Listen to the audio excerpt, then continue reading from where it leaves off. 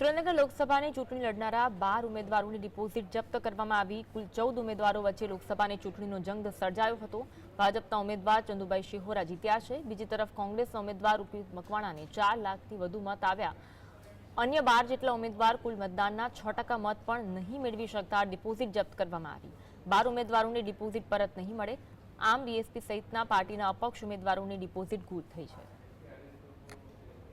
લોકસભાની ચૂંટણીના પરિણામો જાહેર થઈ ચૂક્યા છે, ત્યારે સુરેન્દ્રનગર લોકસભાની બેઠક ઉપર ભાજપના ઉમેદવાર ચંદુભાઈ શિહોરા 2.66 લાખ મતે વિજય બન્યા છે।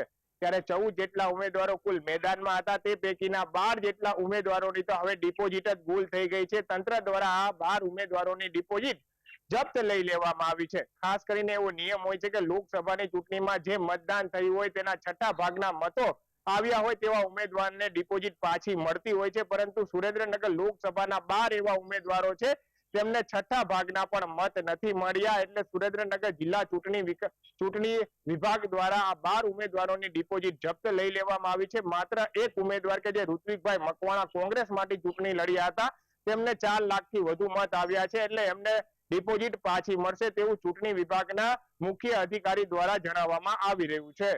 Fazal Chauhan, GSTV news, Surendranagar.